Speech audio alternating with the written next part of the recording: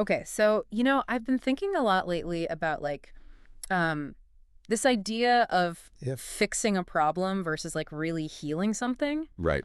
And it feels like there's this space between those two things, Like when we kind of put a Band-Aid on something, but we don't really ever get down to like the root cause. It is a distinction that I think often gets overlooked, for sure. Yeah. Like, we're so used to, in our modern world, wanting a quick fix, right? Exactly. We want that immediate result. Totally. But, as we're going to kind of dive into here, yeah. real change, lasting change, the kind of change that really makes a difference, Right. often requires a very different approach. Absolutely. And that's what I found so fascinating about Pedro Elias's book, Spiritual Reflections for a New World. Right. Have you had a chance to look at that one? I had it. He really gets into this like distinction between therapy, Right. which is often focused on like managing symptoms, and healing, which is like this whole other Right. like level deeper. Much deeper, yeah.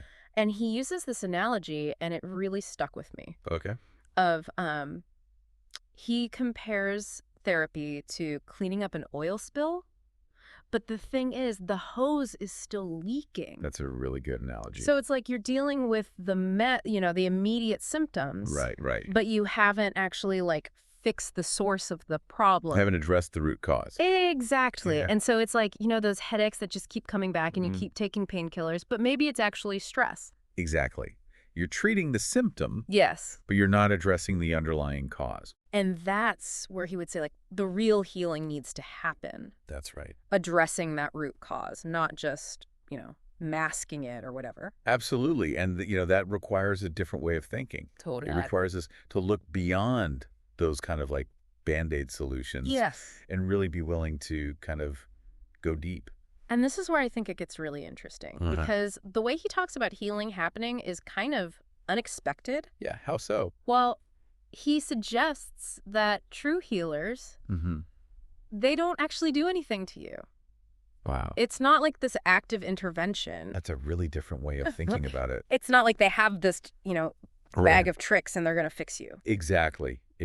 And, I think that's a really hard concept for a lot of people, because we tend to think of healing as this very like active process. Yes. So if it's not about techniques or interventions, then what is it about? What is the key ingredient here? He really emphasizes this idea of surrender. Surrender. Yeah, like creating space for a greater force to kind of work through us. Okay, and I think that's where maybe people get a little like woo-woo about it, Right. So how do you kind of explain that in a way that makes sense? Well, think about it like this. Yeah. You go to the doctor, right? Mm-hmm. And you might not understand everything about how they're treating you. Right. You might not know all the ins and outs of the medicine or the procedure, Right. but you trust in their expertise. Right. You surrender to their knowledge in that process, even though you might not understand every detail. So you're saying it's like having faith in the process, even if you don't fully get it. Exactly. And he's clear that this isn't about like blind faith, right. but it's about cultivating this deep trust in something bigger than ourselves. Interesting. This force that can guide and support our healing journey. Okay. I'm intrigued, but I have to admit, I'm still wrapping my head around this whole surrender thing. Yeah. How does that actually play out in real life? Like, does he give any examples? So we're not just talking about like hoping for the best, right? It's more like an active choice to trust in something. Yeah. Even if we don't totally get it. Absolutely. It's a shift. Okay. From trying to control everything. Yeah. Being open to something new. Okay. I like that. Something we might not even understand. Yeah. It's about creating space.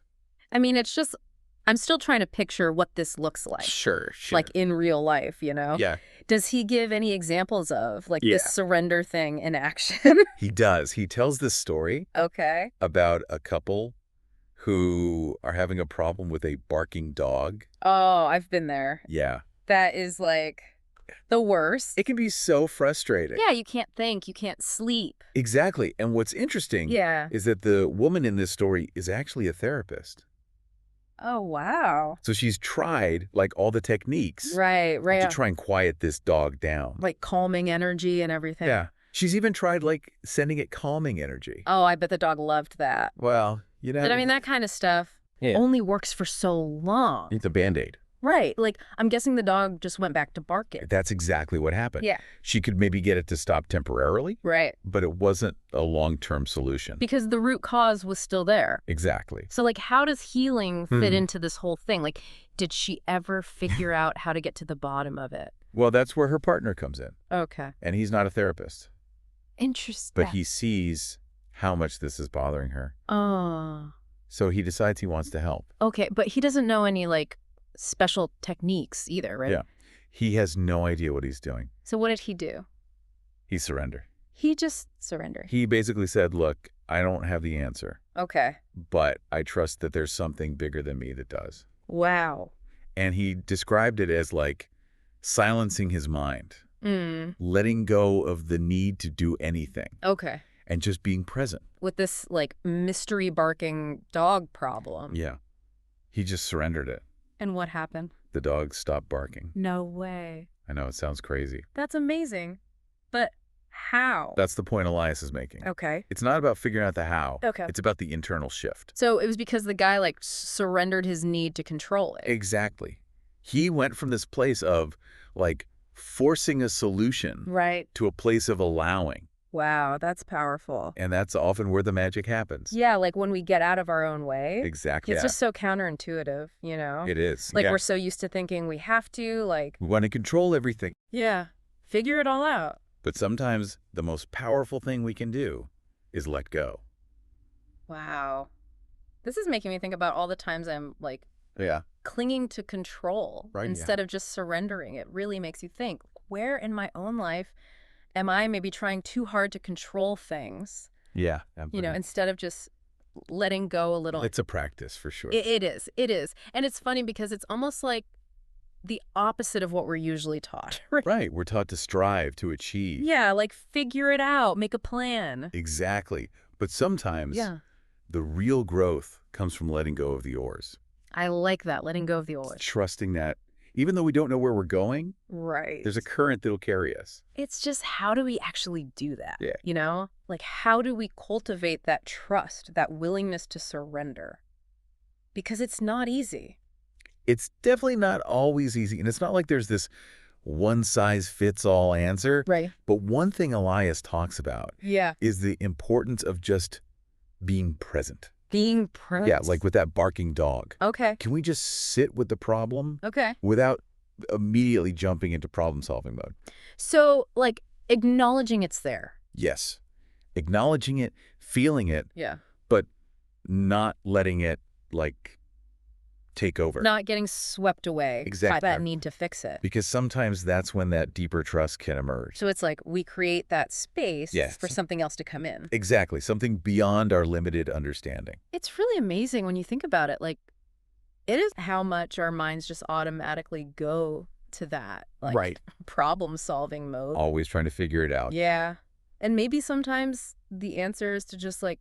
let go. Yeah, let go. Surrender to the unknown. This has been such an interesting conversation. It really has. It's like, I don't know, it feels like more than just information, you know? You know what I mean? It's like it sparked something. Yes. A new way of seeing things. It's definitely given me a lot to think about. Me too. And I think that's what's so great about, you know, these deep dives. Absolutely. Is that we get to really, like, sit with these ideas. Yeah, explore them. And, you know, maybe even come out the other side a little bit. Transformed, hopefully. Yes. Transformed in a way that just reading a book you might not get. Exactly. Exactly. Yeah. Well, on that note, maybe it's time for us to surrender to the end of this episode. I think that's a good idea. But the conversation doesn't have to end here, right? Like, for everyone listening, what are some things in your life where you might be able to practice a little more surrender? Something to think about. It's a question we can all ask ourselves. Absolutely. And until next time, keep exploring, keep surrendering, and we'll see you on the next deep dive. Looking forward to it.